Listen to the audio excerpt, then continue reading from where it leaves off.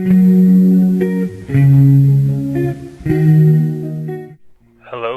and welcome to the audio commentary for episodes 1 and 2 of Storytime with William D. Sherrill.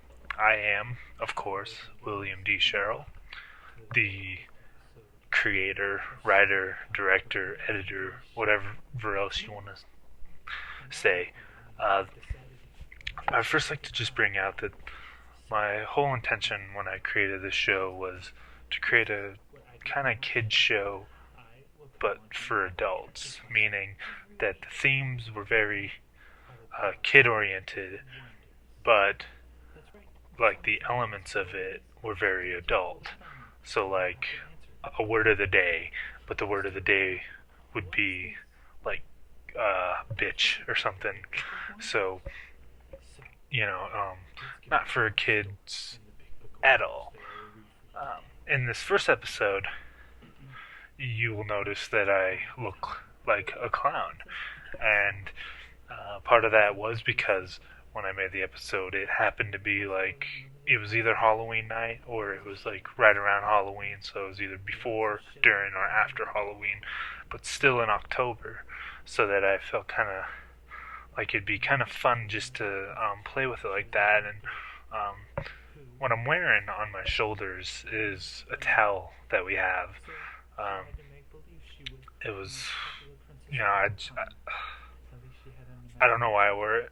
I just felt maybe that would go with the clown character very well. I knew even doing this episode that I wasn't going to stay with the clown makeup. That was just kind of breaking in to see where I'd go with it, and then I would build on that. Actually, this whole thing was basically that. I started off with very simple, three things, which I don't even recall what they were. I know it was it three things?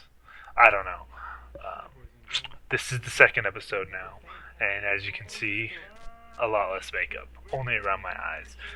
This is when I added in a lot more elements, like I added in the mysterious voice from the great beyond, which was just a little fun thing, so that I could kind of. This episode was the start of basically starting to talk to myself, which, if you talk to yourself, it's very fun to do. Um, it's really it's really hard because it's been so many years since I made these first episodes, um, that like going the process of it, it's really hard to remember what it was back then. Um, so, like, I don't know what else to tell you except that I have been wanting to do audio commentaries for Storytime for so long. Like, probably by the end of season 1, I was like, alright, I'm going to do audio commentaries and put them up, just like I put these ones up. But at the time, when I did them, I had a really bad computer, and it was dying on me, like every week. So you'll notice in the later episodes that, like, they start lagging. So I basically was having to delete content after I made it and uploaded it up on YouTube. So I didn't have the videos anymore to put on YouTube. Well, luckily, I was just on YouTube, and I realized that they have, for your own videos, that you can download them as MP4s, which is excellent. Which means I can get them back. I can, do the commentaries, and whatever else I want to do with them. They're not just like stuck there anymore. I know in this episode, something I added was like I think it was the news. No. God, it's so insane because like I've added so much to them. I can tell you that like I had a really high voice when I was doing it, which like as you know, as you can tell by listening to me right now, I don't have a high voice all the time. That was me acting, boys and girls. This is my voice. This was my voice. Probably even higher than that. Let's see if I can get back to that. Hi, boys and girls. Yeah, right now my voice is kind of raspy anyway, so I can't really explain it. Uh, very feminine kind of character is what I wanted to create, which is so weird because not because it's a feminine character that I'm playing, but just because it's a character, but the character has the exact same name as me, William D. Sherrill. That is my name.